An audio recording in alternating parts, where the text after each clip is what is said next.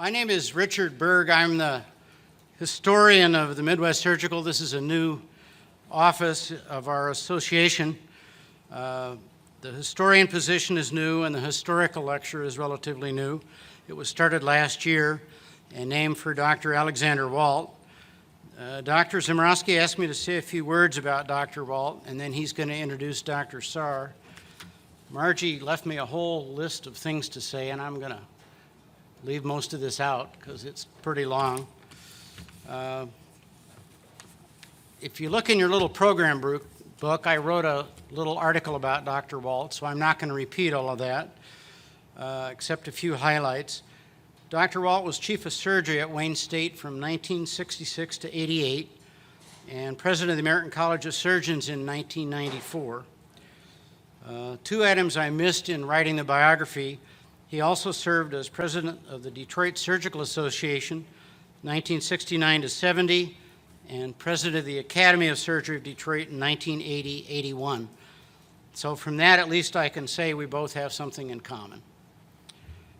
As I mentioned in the biography, it's interesting how many of his faculty and trainees became leaders in our Midwest Surgical. Finally, Dr. Walt gave the Heritage Lecture to the Midwest in 1974. Next, I'm pleased to introduce our president, Dr. Zimrowski, who will introduce our speaker. Nick is professor of surgery at the University of Indiana. He specializes in pancreatic surgery. As a surgery resident 45 years ago, my attendings taught me that God put the pancreas in the retroperitoneum so you wouldn't mess with it. So I applaud Dr. Zimrowski for taking on this organ. Finally, I picked up 2 of the CDs he recorded, and I'm going to try to broaden my experience because my interest in music is from the 16 and 1700s. So, Nick?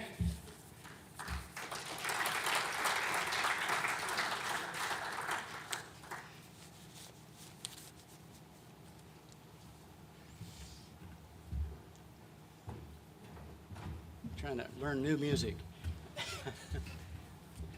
This is 21st century music, Dr. Berg. And as you listen, please have no fear that I'm going to give up my day job. I'm going to keep this very short because I'm going to embarrass the hell out of Mike Saar tomorrow during the presidential address, or Tuesday morning, I guess. Mike Saar was my lab mentor at the Mayo Clinic, and it is a tremendous honor for me to have him here as the second Walt lecturer. Great, good, thanks. Perfect, sure. I have a lot of stories about this guy, so anybody that needs dirt, talk to me, okay?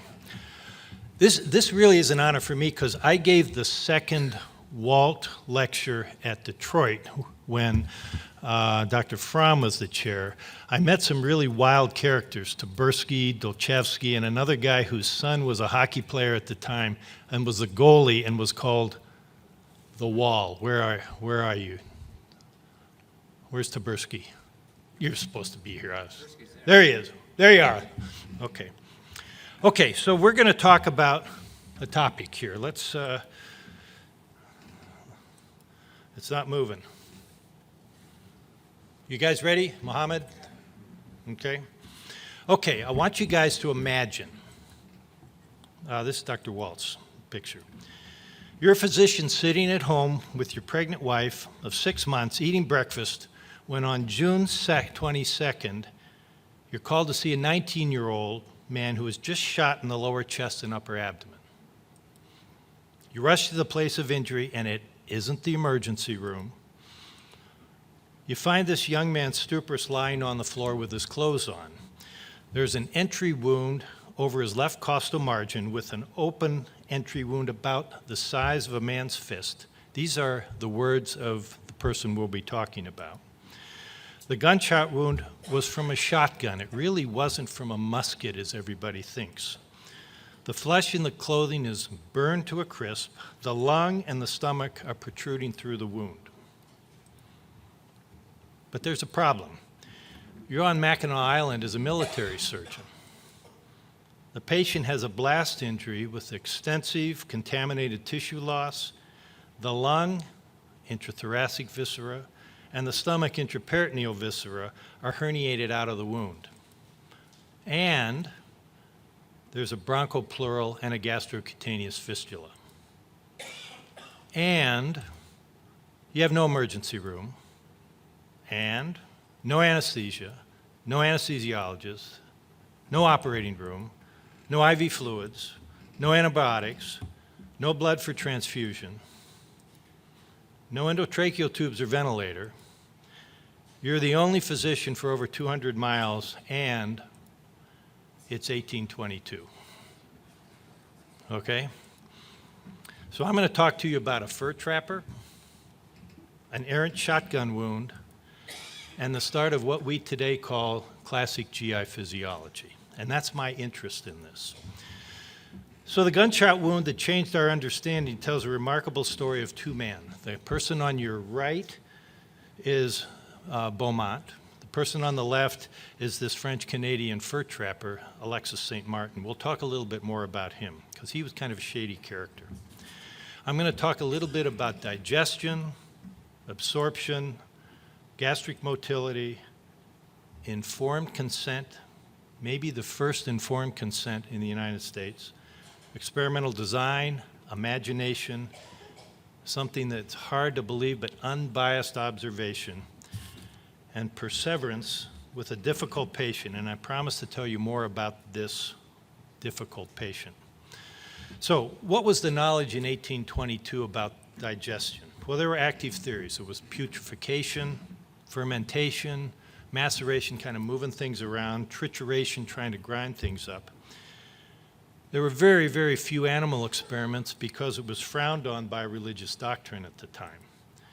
It was hindered by the inability to study the dynamics of digestion in vivo. How would you study this in 1822? And one thing that Beaumont was interested in was how it was affected by the weather. He did a lot of experiments with temperature, etc., mental influences, and certain, quote, forces from the body.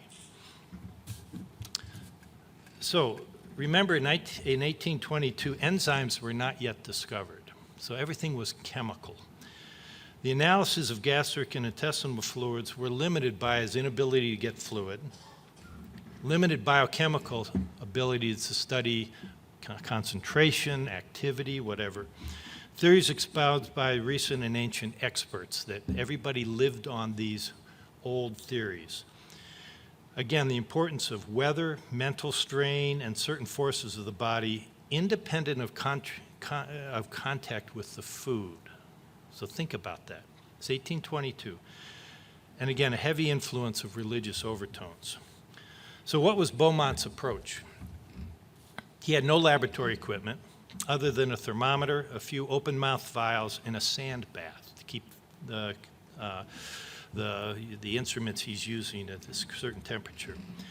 The experiments were conducted in the true spirit of inquiry without any particular hypothesis, and that gets away from our hypothesis-driven studies. He honestly recorded the result of each experiment as it occurred. So I'm going to summarize this and come back to this. He confirmed the presence of muriatic acid, that is hydrochloric acid, in the gastric juice. But he separated the action of HCl from other digestive, quote, agents. Now remember, enzymes weren't discovered then. People didn't understand enzymes. He noted the profound influence of mental disturbances on secretion of gastric juices. He compared digestion inside, in vivo, and outside, in vitro, of food. He described the first real description of gastric motility, and that's how I got interested in him, and the relationship of the amount and type of food with the volume of gastric secretions. So some of his quotes: the report of his experiments in 1833 and observations constitutes unquestionably the most important work ever published on the physiology of digestion. This was written in 1847. He made observations objectively without the trammels of theory or prejudice. But now I'm going to tell you the rest of the story with Beaumont, who everybody considers the grandfather of GI physiology, or the so-called frontier physiologist. He was born in 1785 in Connecticut to a frugal New England farming family. His father was a staunch religious patriot. He had no special schooling as a child. As a teenager, he was markedly influenced by his religious upbringing. He had very strong morals, as you'll see. This was in the prelude to 1812. There were Federalists who supported Britain and Democratic patriots. Kind of a funny word in today's political culture. He moved to Champlain at age 21, where he taught school for 3 years. He wanted to be a doctor, but not to help people. He wanted it because of income. He studied under a guy named Benjamin Chandler, who was a well-known physician at the time. He got his medical license in 1812, but the War of 1812 came. He joined the Army. He was active in some battles in York and Plattsburgh, and eventually he was stationed on Mackinac Island at age 35. He married a Quaker widow. Now here comes the religious tones. And then imagine going from Plattsburgh by the Erie Canal across New York State. I grew up on the Erie Canal. Across Lake Erie, then by stagecoach to Lake Huron, and by boat to Mackinac Island. It's a long, horrible trip. This was his wife. Notice the headdress. Mackinac, as you know, is up here. Here's Lake Michigan. So he started way over on your right and came up to Mackinac Island. Long trip. He didn't come like this. How many of you have been on this boat? Raise your hand. Yeah, okay. He didn't stay at this place. How many of you have stayed at this place? Okay. He didn't cross this bridge either. Yeah, you've all done it. Okay. This is where he lived. Now, I'm sure it didn't look like this at the time, but many of you have been to Mackinac Island, you've seen this. This is where he lived and where 4 experiments were done. This is not where the majority of his experiments were done, like everybody feels. This is a view from the side. This monument here just talks about his experiments on this guy, Alexis St. Martin, who's almost as famous as Beaumont is. Okay, we're back to being home with your pregnant wife in 1822. This tragedy occurred as this guy Meyer in 1912 wrote from the Letters and Life of William Beaumont, and it had an introduction by Sir William Osler, and we'll hear a little bit more about Osler. This is where St. Martin was shot, in John Jacob Astor's fur trading company. This is what it looks like on the inside, and allegedly he was standing over in the corner, and this, quote, musket, which really was a shotgun, went off. Whether he was shot purposely, looks pretty good, doesn't it? Or whether it just happened to discharge when it was pulled over, nobody really knows. Here's the wound, just above the left costal margin, about as big as your fist. So how did he treat this guy? And remember, this is 1822. You've got no real fluids, anything. There was clothing, spicules of rib wadding, and shot that he removed. It required debridement to allow the lung to be restored back into the pleural cavity. The end of the 6th rib was, quote, clipped off with my penknife. Reminds me of a resident when I was a medical student who were making rounds, and all of a sudden there was a code. He left. His name was Wildman Camacho. He came back about 15 minutes later, and we asked him, well, how'd things go? He said, well, I was on the medical surface. The patient had no pulse or respiration, so I opened his left chest with a pocket knife. He didn't make it. That was 1975. He applied a compression bandage. Returned in about an hour for more local debridement before he removed him to the, quote, hospital, which is his home. He applied a carbonated fermenting poultice consisting of flour, hot water, charcoal, interesting, yeast, interesting. Changed it every 12 hours according to the quicker or the slower process of, again, fermentation, what he's talking about. The concept of fermentation, remember, nobody understood enzymes at the time. Other treatments, he opened a vein and took about 18 to 20 ounces of blood, and he gave a mild cathartic. Kind of sounds like some of our internists. Concept of bleeding and cathartics was quite prominent in those times. And he wrote the cathartic, had no effect, having escaped from the hole in the stomach through the wound. Makes sense. So, for the first 8 to 10 days, he had fever. The wound was fetid. He had pneumonia. The 5th day, the wound sloughed, admitting at every respiration a full escape of bloody mucus and froth.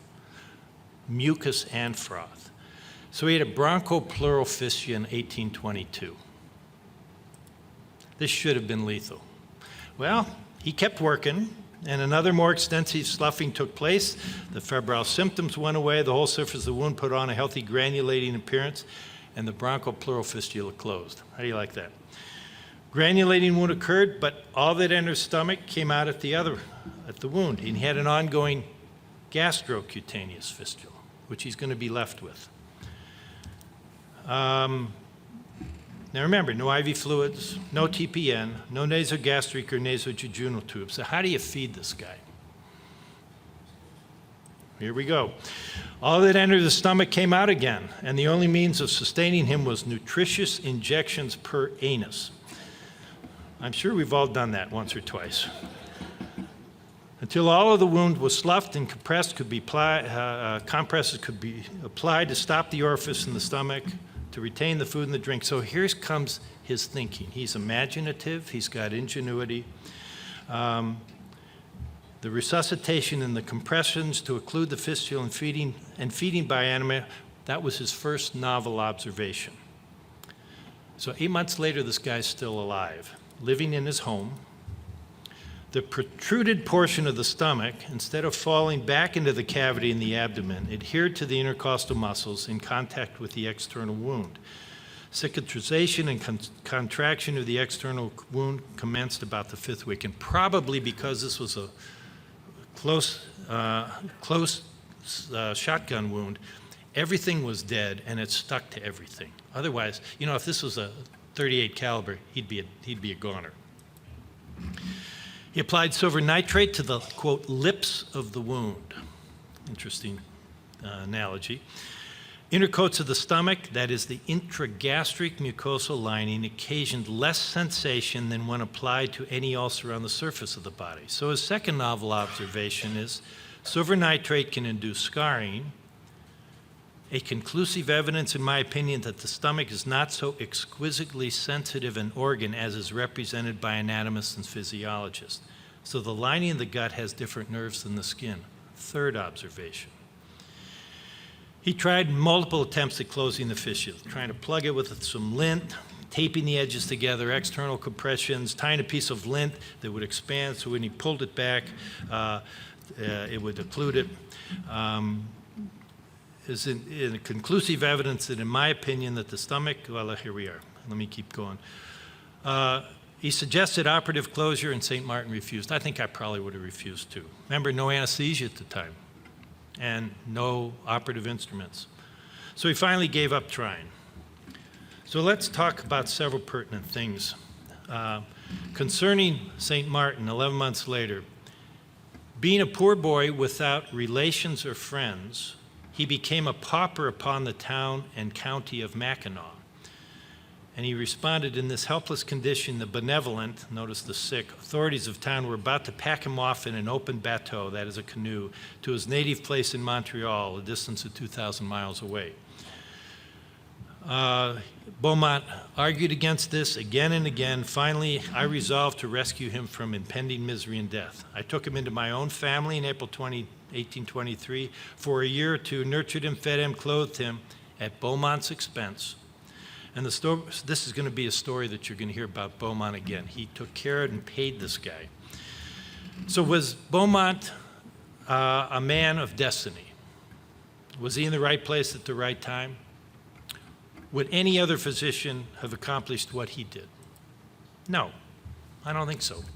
Several other patients with the gastric fistula had been described and studied, but no useful information came. He says, when he lies on the opposite side of the fistula, I can look directly into the cavity of the stomach and almost see the process of digestion. And then he said, I may therefore be able hereafter to give some interesting experiments on these subjects. Let me keep it. So, now remember, it's 1825. No research lab was available, especially on Mackinac. He had no training in experimental medicine, and there was no library available.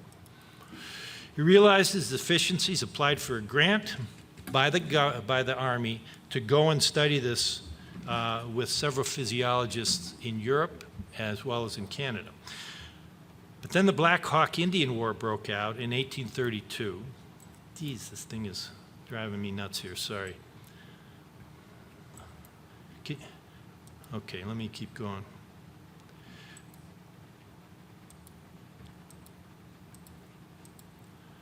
And he had to move down the Mississippi River to where he did his second series of experiments in Prairie du Chien. Interestingly, at that time, the Mississippi River had a lot of cholera. And you know that cholera is a disease of secretion. It's not a disease of digestion. In fact, absorption is actually normal. So he moved down here to Prairie du Chien on the border of Iowa and Wisconsin. This is kind of what it looks like if you drive over the bridge. This is what his fort looked like in 1830s. It isn't there anymore. He had ready access to the gastric lumen. It's a typical picture of him draining Beaumont or St. Martin's gastric secretions. So here's something interesting. Most people think he did all of his experiments on Mackinac Island. He really didn't. He did 4 experiments in Mackinac, 5 in Prairie du Chien. The majority of them were done in Washington, D.C. and in Plattsburgh, New York. What were his techniques? Well, he'd infuse foods into the stomach, spend the foods on a string, put them in a muslin bag, and visually inspect the lining of the stomach. But he also did in vitro things. He'd observe chymification of the foods in water, saliva, muriatic acid solution, a vinegar solution that he called acetic acid, gastric juice alone, and look at this, gastric juice with bile. And he did these experiments at room temperature and at body temperature. So he would put a piece of meat into the stomach and another piece in water. He'd put a piece of meat in 2 vials of gastric juice, one that he kept at room temperature, one that he kept at body temperature.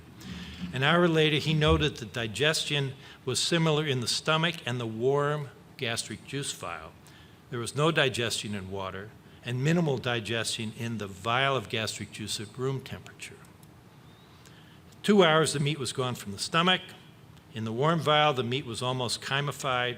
In water, it was only macerated. At room temperature, only partially chymified. So here's some insight into how enzymes work and the effect of temperature. He concluded the gastric juice has, quote, solvent activities, and the saliva has none. He'd put bread into the stomach and look, and he'd see sharp papillae and minute lucid points which were clear liquid. So he was able to distinguish mucus secretion from gastric secretion.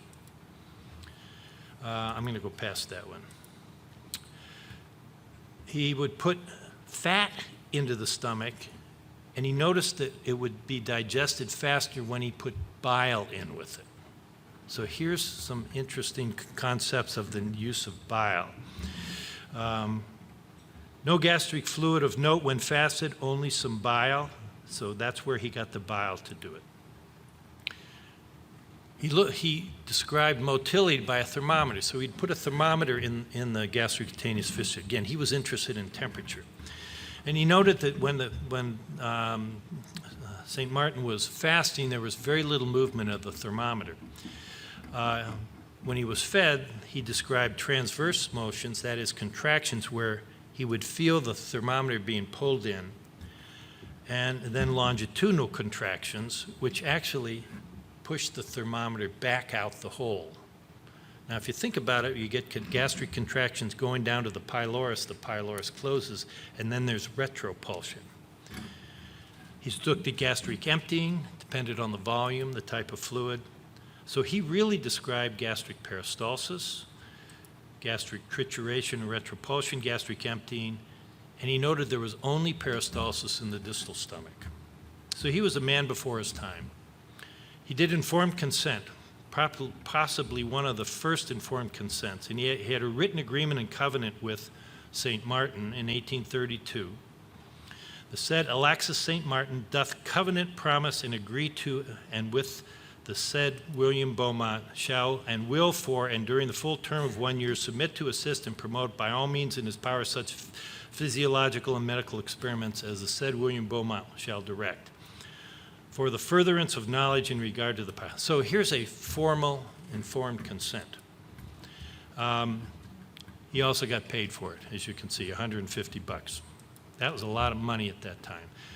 These guys in, I think this is 1979, quote him as being one of the first person to, with ethical principles of human experimentation, were built on the continent, and the oldest American code governing human experimentation. You can see some of these, you can't read them, and I'm not going to read them to you, but they fulfill what we need for informed consent. So in 1834, he wanted to study Beaumont more, so he wrote a grant to the government, one of the first grants. Congress refused the theoretical objection to appropriation by Congress of money to any scientific or philanthropic purposes whatsoever. They turned him down. Does this research display such science and genius as to entitle the doctor to a national remuneration that too by a special act of Congress? Well, the decision was no. Now we have the NIH, we have the Endowment of the Arts, so things have changed quite a bit. So what were his most important concentrations, his contributions? Gastric juice was secreted only with food. Gastric juice has solvent properties we know now as enzymes beyond the muric acid HCl. He could describe contractions, peristalsis, trituration. Interestingly, hunger was relieved without the need for transoral intake. Bile helps dissolve fats, and all these were made with a test tube and a thermometer. Yeah, I was wrong about several things. He described peristaltic contractions occurring every 2 to 4 minutes. Well, the stomach contracts actually 3 to 4 times a minute. He believed peristaltic contractions went from the distal stomach to the proximal stomach because the thermometer would get retropulsed up. But we know they go proximal to distal. He thought non-digestible foodstuffs cause fever and distress. And he had a theory about the relationship between exercise and intragastric temperature. Again, he was really interested in that. So now let me tell you the rest of the story, because this is where it gets interesting. St. Martin, he returned to Canada for 4 years after he had been with Beaumont in Mackinac Island. In 1829, Mackinac convinced him to come back down to Prairie du Chien, where he would experiment on him. I mean, it was paid for by Beaumont. He worked for Beaumont for 2 years until he escaped back to Canada again in an open canoe. And this tells you how he gets there. In 1832, again, Beaumont wooed him back, this time to Plattsburgh, and again he paid his way. But after 1833, St. Martin never saw Beaumont again, despite numerous attempts by Beaumont to get him back. St. Martin, who was called that fistulous old Alexis by Beaumont, outlived Beaumont by 28 years. He fathered, quote, more than 4 children. Use your imagination, okay? Possibly described best as one with no ambition, one with little loyalty, an alcoholic, a moocher, one who broke many promises. And you can see what he looks like in his older age. Now, he became relatively famous in medical circles in the 1830s, 40s, and 50s. He traveled to numerous medical schools in the East, exhibiting himself in the fistula. He was recognized by Sir William Osler, who implored him several times to visit him. And you're going to hear another story about Osler trying to buy his stomach when he died. His famous stomach was valued by many, and at death, many requests came for his stomach. But there are curious things about his facts. The family was very worried that people were going to steal his body, so they left him in the upstairs in the middle of the summer for 4 days before they buried him. So you can imagine what he smelled like. A lot of people tried to get his stomach, and they never did. He was buried in this gravesite. There's his grave. And now you know the real story behind Beaumont and St. Martin. So thank you very much.